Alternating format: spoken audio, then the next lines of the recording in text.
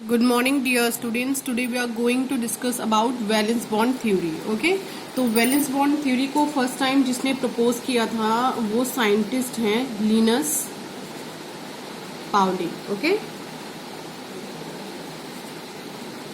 इसी वजह से वैलेंस बॉन्ड थ्योरी को हम लोग पाउलिंग थ्योरी के नेम से भी जानते हैं. ओके, तो इसे हम लोग क्या नाम दूसरा देते हैं, पाउलिंग थ्योरी. ठीक है, अब हम देखते हैं कुछ इंपॉर्टेंट पोस्टुलेट्स जो वैलेंस बॉन्ड थ्योरी के थ्रू दिए गए थे. तो पहला तो ये है कि जो सेंट्रल मेटल एटम होता है या फिर आयन होता है उसमें उतने वैकेंट ऑर्बिटल्स प्रेजेंट होते हैं जितना कि लिगैंड को इलेक्ट्रॉन डोनेट करने होते हैं. यानी कि आप समझ लीजिए कि किसी भी कोऑर्डिनेशन कॉम्प्लेक्स में उतने वैकेंट ऑर्बिटल प्रेजेंट होते हैं जितना कि उसका कोऑर्डिनेशन नंबर होता है. जैसे कि आपके पास है K4 FeCN6, तो ये 6 क्या है, कोऑर्डिनेशन नंबर है. ठीक है, तो ये जो आपका सेंट्रल मेटल एटम है इसके पास इतने वैकेंट डी ऑर्बिटल प्रेजेंट होंगे जिसकी प्रेजेंट होने की वजह से जो 6Cn है, टोटल कितने हैं 6Cn है, वो जो है इस वैकेंट डी ऑर्बिटल में अपने इलेक्ट्रॉन को डोनेट कर सके और कंबाइन हो सके. ओके, बॉन्ड बना सके. ठीक है, नेक्स्ट क्या है, during hybridisation these orbitals mix up together and redistribute their energies. अब जाहिर सी बात है जो वैकेंट डी ऑर्बिटल्स है इसमें इलेक्ट्रॉन पेयर दिए गए हैं लिगैंड के थ्रू और बॉन्डिंग हुई है, तो यहाँ पर हाइब्रिडाइजेशन भी होगा. तो जब हाइब्रिडाइजेशन की प्रोसेस होगी तो आपको पता है कि आपके पास s ऑर्बिटल है, d ऑर्बिटल है या फिर आपके पास p ऑर्बिटल है, तो सारे ऑर्बिटल्स की एनर्जी अलग अलग होती है. ठीक है, लेकिन जब हाइब्रिडाइजेशन का टाइम होगा तो जितने भी ऑर्बिटल्स हैं, चाहे वो s का एक हो, ऑब्वियसली बात है एक ही होता है, p के होंगे या d के 2 हो या 1 हो, जितने भी हों वो सब क्या हो जाएंगे, एक दूसरे से मिक्स हो जाएंगे और सब जितनी भी एनर्जी है सबकी वो सब में इक्वल डिस्ट्रीब्यूट हो जाएगी. तो इस तरह से जितने भी आपको ऑर्बिटल मिलेंगे वो सब आपको सेम एनर्जी के मिलेंगे. ओके, नेक्स्ट है नॉन बॉन्डिंग इलेक्ट्रॉन्स. अब सेंट्रल मेटल एटम में वो इलेक्ट्रॉन्स जिन्होंने बॉन्डिंग में पार्टिसिपेट नहीं किया है वो अनअफेक्टेड रहेंगे और उनका बॉन्डिंग में कोई भी कॉन्ट्रीब्यूशन नहीं होगा. ओके, तो ये कुछ मेन बातें थी. नेक्स्ट जो वैलेंस बॉन्ड थ्योरी के थ्रू हमें पता चलता है लिगेंड के बारे में. तो वैलेंस बॉन्ड थ्योरी लिगेंड के बारे में दो बातें बताती है. एक तो वो बात करती है स्ट्रॉन्ग लिगेंड की. ओके, स्ट्रॉन्ग लिगेंड में उन लिगेंड्स को रखा गया है जो बहुत ही इजीली इलेक्ट्रॉन डोनेट करते हैं. ठीक है, तो ये क्या करते हैं, बहुत इजीली इलेक्ट्रॉन डोनेट करते हैं, तो उनको रखा गया है यहाँ पर. और साथ में इनमें कैपेसिटी होती है ये अनपेयर इलेक्ट्रॉन को पेयर कर देते हैं. ठीक है, तो एक चीज याद रखिएगा, स्ट्रॉन्ग लिगेंड क्या करते हैं, इजिली इलेक्ट्रॉन डोनेट करते हैं और अनपेयर इलेक्ट्रॉन्स को पेयर कर देते हैं. ठीक है, इसमें एग्जाम्पल्स अगर आप देखेंगे स्ट्रॉन्ग लिगेंड का तो CO है आपका, NH3 है, इसके अलावा CN नेगेटिव है, ऐसे बहुत सारे एग्जाम्पल्स हैं. नेक्स्ट जो ये लिगेंड के बारे में बताता है वो है हमारा week ligand. Okay, week ligand में ये बोलते हैं थ्योरी के अकॉर्डिंग वीक लिगेंड में जो हमारे इलेक्ट्रॉन्स होते हैं वो इजिली डोनेट नहीं होते हैं. ठीक है, और ये अनपेयर इलेक्ट्रॉन को, ठीक है, अनपेयर इलेक्ट्रॉन को अनपेयर ही रहने देता है. ओके, ये अनपेयर को पेयर नहीं करता, ये भी याद रखिएगा. जो स्ट्रॉन्ग लिगेंड होते हैं, ये सबसे इंपॉर्टेंट पॉइंट है, वो अनपेयर को पेयर कर देते हैं. ठीक है, यानी पेयरिंग करते हैं. ठीक है, लेकिन जो आपके वीक लिगेंड होते हैं वो अनपेयर इलेक्ट्रॉन्स को अनपेयर ही रहने देते हैं. ओके, और इसमें आपका एग्जाम्पल है X नेगेटिव. आपको पता है X हाइड्रोजन फैमिली, तो F नेगेटिव है, Cl नेगेटिव है, I नेगेटिव है, यहाँ पर आपका Br नेगेटिव है, इसके अलावा यहाँ पर आपका EDTA आप जानते ही हो, ये है, यहाँ पर En है, H2O, ये सब आते हैं. ओके, तो अब एक इम्पॉर्टेंट क्वेश्चन ये अराइज होता है कि वैलेंस बॉन्ड थ्योरी के थ्रू हमें किसी कोऑर्डिनेशन कॉम्प्लेक्स के बारे में या फिर कोऑर्डिनेशन कंपाउंड के बारे में कौन कौन सी इंफॉर्मेशन मिलती है. ओके, इस थ्योरी के थ्रू तो पहली इंफॉर्मेशन जो हमें मिलती है वो रिलेटेड होती है हाइब्रिडाइजेशन से. ओके, अगर हम वैलेंस बॉन्ड थ्योरी को पढ़ रहे हैं तो हमें एक कंपाउंड में वो कि उसका हाइब्रिडाइजेशन क्या है ये हमें आसानी से पता चल जाएगा. देन हमें मैग्नेटिक बिहेवियर के बारे में पता चलेगा. मैग्नेटिक बिहेवियर या मैग्नेटिक नेचर आप बोल सकते हो. ठीक है, तो मैग्नेटिक नेचर में कि आपका जो कोऑर्डिनेशन कंपाउंड है वो पैरामैग्नेटिक है या डायमैग्नेटिक है, ये भी इंफॉर्मेशन हमें वैलेंस बॉन्ड थ्योरी से पता चल जाती है। ठीक है, नेक्स्ट हमें पता चलती है spin multiplicity. Okay, spin multiplicity. अब क्वेश्चन राइज होता है कि ये क्या है। तो स्पिन मल्टीप्लिसिटी आपको अगर फाइंड करनी होती है तो आपके पास फॉर्मूला होता है 2s+1। ठीक है, इस फॉर्मूले का आप यूज करके उस पर्टिकुलर कॉम्प्लेक्स की या उस पर्टिकुलर कोऑर्डिनेशन कंपाउंड का आप स्पिन मल्टीप्लिसिटी निकाल सकते हो, यानी फाइंड कर सकते हो। तो कैसे फाइंड करोगे ये देखते हैं। अगर आपके कॉम्प्लेक्स में केवल 1 अनपेयर इलेक्ट्रॉन है, ठीक है, अगर एक अनपेयर इलेक्ट्रॉन है, ठीक है, अनपेयर इलेक्ट्रॉन है, तो आप s की जगह पे रखोगे 1/2। ओके, अगर यहाँ पे 2 अनपेयर इलेक्ट्रॉन्स हैं तो आप s की जगह पे रखोगे 1/2 प्लस 1/2 इज इक्वल टू 1। क्या रखोगे? 1। ओके, अगर आपके पास 3 अनपेयर इलेक्ट्रॉन है तो आप 1/2 plus 1/2 plus 1/2 is equal to 3/2। Okay, ये रखोगे। अगर आपके पास 4 अनपेयर इलेक्ट्रॉन है तो आप s के प्लेस पे रखोगे 1/2 plus 1/2 plus 1/2 plus 1/2। It means आधा आधा आधा, उसको आप 4 टाइम्स प्लस करोगे तो क्या मिलेगा? आपको 2 मिलेगा। तो इस तरह आप इसको कंटिन्यू करते जाओगे। ठीक है, नेक्स्ट जो हमें इंफॉर्मेशन मिलती है, ये चीज अभी आपको समझ में आएगी जब मैं आपको कॉम्प्लेक्स में बताऊंगी चीजें। ठीक, वो है आपकी मैग्नेटिक मूवमेंट से रिलेटेड। ओके, तो मैग्नेटिक मूवमेंट आप जानते ही हो। मैग्नेटिक मूवमेंट फाइंड करने के लिए जो फॉर्मूला होता है वो हमने प्रीवियस चैप्टर में भी स्टडी किया था। और फॉर्मूला क्या होता है? Mu is equal to n plus 2 आंटी। ओके, ये फॉर्मूला होता है। यहाँ पे n क्या होता है? हमारा नंबर ऑफ अनपेयर इलेक्ट्रॉन। जितने अनपेयर इलेक्ट्रॉन होंगे, ओके, वो हमें यहाँ पे नंबर्स उसके पुट कर देने हैं और हमें इसे सॉल्व करके मैग्नेटिक मोमेंट फाइंड कर लेना है। एक ये इन्फॉर्मेशन वैलेंस बॉन्ड थ्योरी के थ्रू हमें पता चलती है। ठीक है, दूसरी इन्फॉर्मेशन है लो स्पिन हाई स्पिन की। लो स्पिन हाई स्पिन के बारे में हमें पता चलता है वैलेंस बॉन्ड थ्योरी के थ्रू। देन हमें पता चलता है जो आपका डी ऑर्बिटल इन्वॉल्व हुआ है हाइब्रिडाइजेशन में, वो आपका आउटर डी ऑर्बिटल है या फिर इनर डी ऑर्बिटल है। ठीक है, आउटर ऑर्बिटल इन्वॉल्वमेंट हुआ है या फिर इनर ऑर्बिटल का इन्वॉल्वमेंट हुआ है। ठीक है, ये भी हमें इंफॉर्मेशन मिलती है वैलेंस बॉन्ड थ्योरी के थ्रू।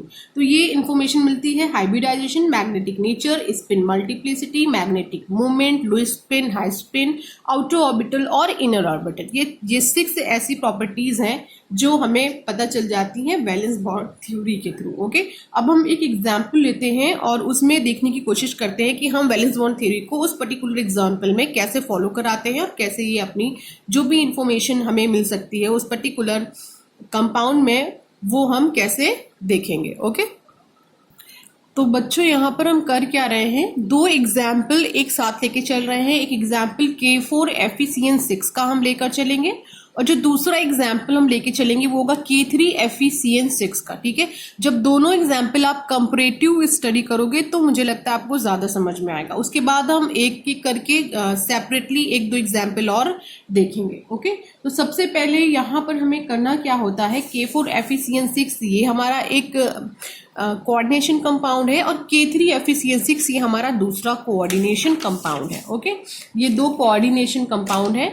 अब इन कोऑर्डिनेशन कंपाउंड में जो हमारा सेंट्रल मेटल एटम है, हम क्या करते हैं इसमें कोऑर्डिनेशन एंटिटी को लिख लेते हैं। तो कोऑर्डिनेशन एंटिटी तो आप जानते हो जो ब्रैकेट वाला है यही हमारा कोऑर्डिनेशन एंटिटी है। ओके, 6। तो यहाँ पर पता है आपको क्या लगा हुआ है? K4 यानी K टेट्रा पॉजिटिव है। ठीक है, यहाँ पे ट्राई पॉजिटिव चार्ज है हमारे पास। K4 है, ऑब्वियसली बात है एक के ऊपर पॉजिटिव चार्ज होगा। 4 के तो टोटल कितना हो गया? 4 पॉजिटिव। तो कोऑर्डिनेशन एंटिटी पे क्या होगा? 4 नेगेटिव चार्ज होगा। ठीक है, सेम केस यहाँ पर भी होगा। यहाँ पर भी हम कोऑर्डिनेशन एंटिटी को सेपरेटली लिख लेते हैं।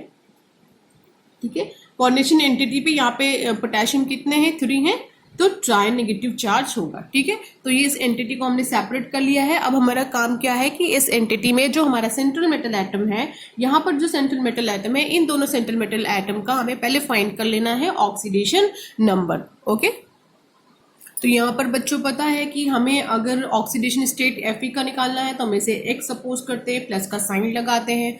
आपको पता ही है CN मोनोडेंटेट लिगेंड है तो इसके पास चार्ज होगा -1 और टोटल कितने हैं 6, देन +4 इज इक्वल टू 0 और +2। ओके, यहाँ पर भी सेम केस होने वाला है। यहाँ पर भी Fe आपका X है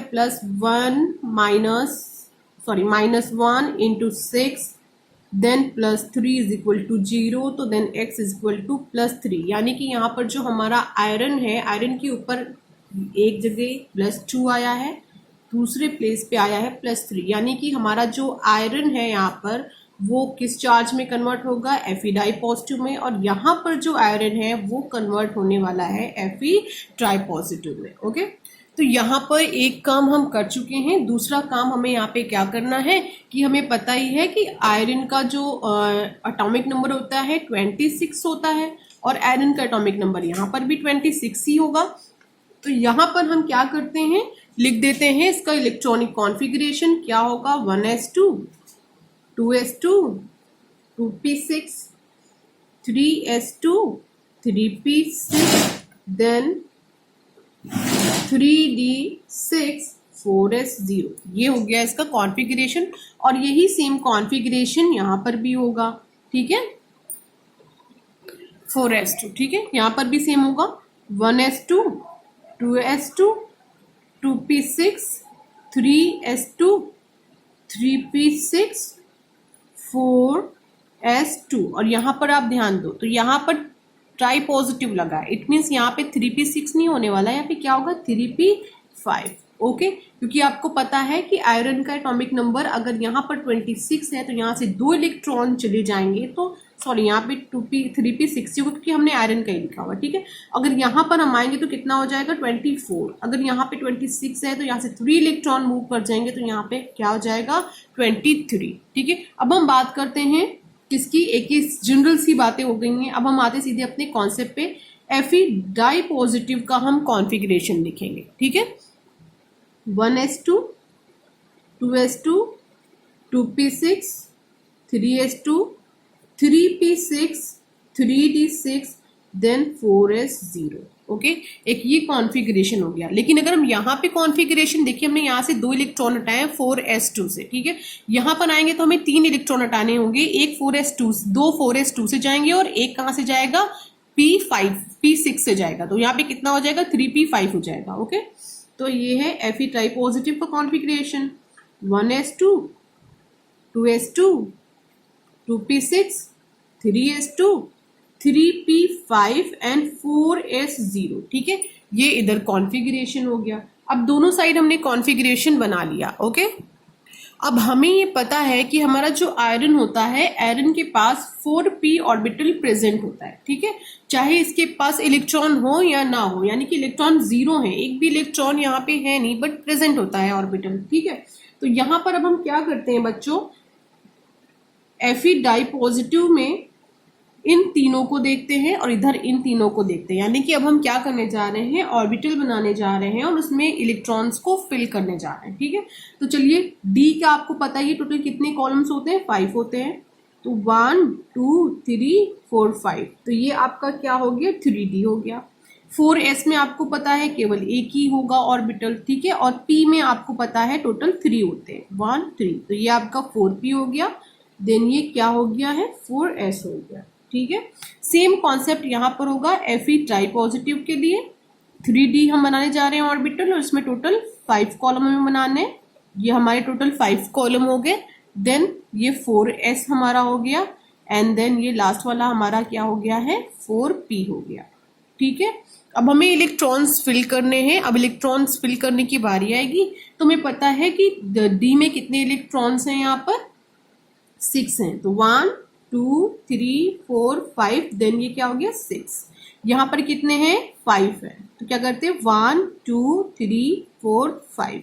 ओके, तो यहाँ पे 5 अनपेयर इलेक्ट्रॉन्स हमने फिल कर दिए। ठीक है, अब हमें देखना होगा यहाँ पे कि यहाँ पर जो लिगेंड लगा हुआ है, देखिए CN नेगेटिव लिगेंड हमारा लगा हुआ है और ये लिगेंड कैसा है, स्ट्रॉन्ग लिगेंड है। ठीक है, ये कैसा लिगेंड है, स्ट्रॉन्ग लिगेंड है। और अभी अभी मैंने आपको बताया कि जो स्ट्रॉन्ग लिगेंड होता है उसके पास कैपेसिटी होती है कि वो अनपेयर इलेक्ट्रॉन्स को क्या कर देता है, पेयर कर देता है। तो यहाँ पर भी होगा, ये हमारे पास टोटल कितने अनपेयर है, 1 2 3 4 अनपेयर है, ये चारों को पेयर कर देगा। और यहाँ पर 5 अनपेयर है, इसमें से इसको भी ये क्या कर देगा, पेयर कर देगा। तो जितने हो पाएंगे, जो पेयर नहीं हो पाएंगे वो बचे रह जाएंगे। ओके, तो चलिए हम देखते हैं कैसे होगा। तो Fe डाई पॉजिटिव का वापस हम बनाने जा रहे हैं। ठीक, तो देखिए 3d5 1 2 3 4 5 टोटल कितने हैं, 1 2 3 4 5 6 इलेक्ट्रॉन है। पहले वाला तो ऑलरेडी पेयर था और ये चारों क्या है, अनपेयर है। तो ये क्या हो जाएगा, पेयर हो जाएगा, ये क्या हो जाएगा, पेयर हो जाएगा। यानी कि ये जो हमारा स्ट्रॉन्ग लिगेंड जब आता है तो उसके जो इलेक्ट्रॉन्स होते हैं और जो हमारा अनपेयर इलेक्ट्रॉन्स होते हैं, ये फोर्स ऑफ रिपल्शन फील करते हैं, जिसकी वजह से ये क्या हो जाते हैं, पेयर अप हो जाते हैं।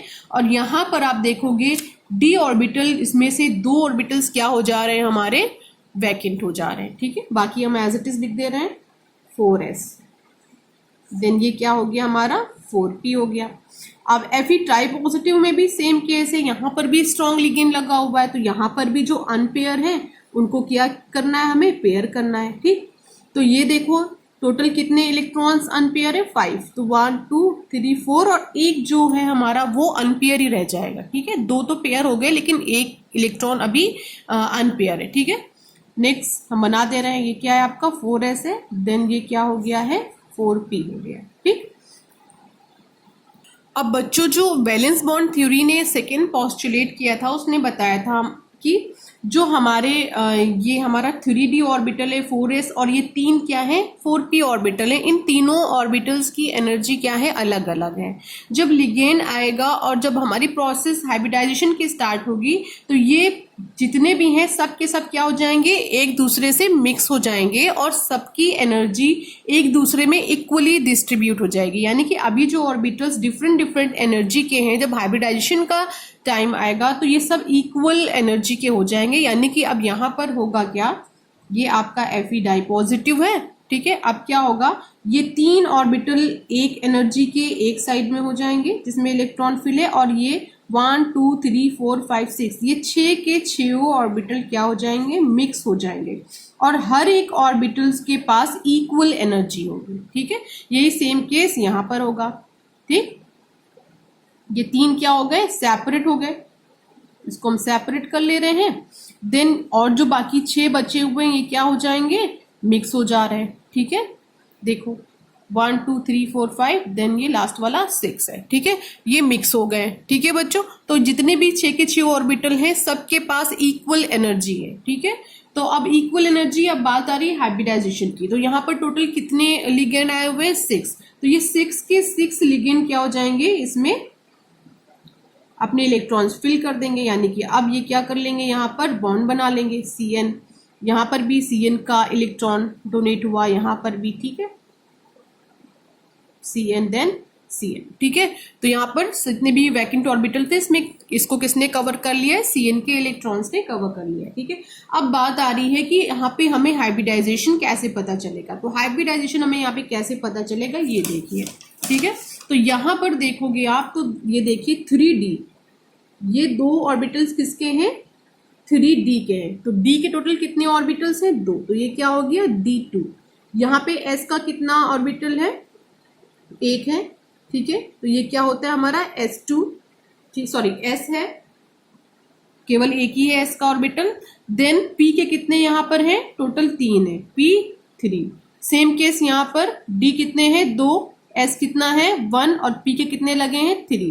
तो यहाँ पर अगर हम हाइब्रिडाइजेशन देखें, देखिए हाइब्रिडाइजेशन, तो हाइब्रिडाइजेशन यहाँ पे हमें मिला है D2sp3। यहाँ पर देखिए हाइब्रिडाइजेशन, तो यहाँ पर भी हाइब्रिडाइजेशन हमें क्या मिला है, D2sp3। तो दोनों साइड हमें सेम हाइब्रिडाइजेशन देखने को मिला है। ओके बच्चों, अब हम क्या करते हैं, इस हाइब्रिडाइजेशन के थ्रू हमें क्या इन्फॉर्मेशन मिलती है, अब हमें स्ट्रक्चर की इन्फॉर्मेशन मिल गई। अगर D2sp3 हाइब्रिडाइजेशन है तो स्ट्रक्चर ऑब्वियस सी बात है कि ऑक्टाहेड्रल होगा, है कि नहीं बच्चों। यहां पर भी स्ट्रक्चर कैसा होगा, ऑक्टाहेड्रल होगा। ठीक है, वैलेंस बॉन्ड थ्योरी से पहली इंफॉर्मेशन हमें मिल गई। हाइब्रिडाइजेशन कैसा है, D2sp3, इधर भी D2sp3। स्ट्रक्चर कैसा है, ऑक्टाहेड्रल, इधर भी स्ट्रक्चर कैसा है, ऑक्टाहेड्रल है। ठीक है, अब हम नेचर की बात कर लेते हैं। नेचर कैसा, मैग्नेटिक नेचर। तो यहाँ पर तो जितने भी इलेक्ट्रॉन्स तीनों में दिख रहे हैं वो तीनों के तीनों पेयर हैं। तो अगर अनपेयर इलेक्ट्रॉन है ही नहीं, सारे इलेक्ट्रॉन पेयर है, तो यहाँ पे नेचर कैसा होगा, डायामैग्नेटिक नेचर होगा। ठीक है, अब आप इधर आइए, यहाँ पर चेंज हो रहा है। यहाँ पे देखिए लास्ट में क्या है, अनपेयर इलेक्ट्रॉन बचा है, यानी कि इसका अगर मैग्नेटिक नेचर देखे तो कैसा होगा, पैरामैग्नेटिक होगा। ठीक है, कैसा नेचर शो करेगा, पैरामैग्नेटिक नेचर शो करेगा। अब हम क्या देख लेते हैं, स्पिन मल्टीप्लिसिटी देख लेते हैं, स्पिन मल्टीप्लिसिटी। ओके, अब हम फॉर्मूला लगा देते हैं। तो फॉर्मूला है हमारा 2s+1। यहाँ पर तो अनपेयर इलेक्ट्रॉन एक भी नहीं है। मैंने आपको क्या बताया था कि अगर आपके पास एक अनपेयर होगा तो आप s की वैल्यू 1/2 रखेंगे, लेकिन यहाँ पर तो एक भी अनपेयर नहीं है, तो s की वैल्यू आपको क्या रखना है, 0 रखना है। तो स्पिन मल्टीप्लिसिटी देखिए, 2 × 0 + 1 = 1। तो इस कंपाउंड की जो स्पिन मल्टीप्लिसिटी आई है वो 1 आई है। यहाँ पर भी हम देखते हैं स्पिन मल्टीप्लिसिटी कितनी मिलने वाली है हमें, spin multiplicity. Okay, 2s+1, same formula हमें रखना है। तो यहाँ पर बच्चों देखिए क्या होगा, यहाँ पे तो हमें एक अनपेयर इलेक्ट्रॉन मिल गया है। अब एक अनपेयर इलेक्ट्रॉन मिल गया है तो इसका मतलब हमें s की जगह पे क्या रखना है, 1/2 पुट करना है। तो 2 × 1/2 + 1, तो 2 से 2 कैंसिल, स्पिन मल्टीप्लिसिटी हमें यहाँ पे 2 मिल गई। तो Fe(CN6), K3Fe(CN6) के लिए स्पिन मल्टीप्लिसिटी 2 है और K4Fe(CN6) के लिए स्पिन मल्टीप्लिसिटी हमें 1 मिली है। अब हम बात करते हैं मैग्नेटिक मूवमेंट की। ओके, मैग्नेटिक मूवमेंट की। तो मैग्नेटिक मूवमेंट में भी आपको पता है फॉर्मूला क्या है आपका, √n(n+2). ओके, तो यहाँ पर तो एक भी n हमारा क्या है, नंबर ऑफ अनपेयर इलेक्ट्रॉन है, तो यहाँ पर तो एक भी अनपेयर इलेक्ट्रॉन नहीं है। देखिए एक भी अनपेयर इलेक्ट्रॉन आपको नहीं मिला है। तो अब हम क्या करते हैं, फॉर्मूले पे रखते हैं 0 + 2। तो यहाँ पे क्या मिलेगा, 0 Bm। मैग्नेटिक मूवमेंट यहाँ पे हमें क्या मिल गया है, 0 मिल गया है।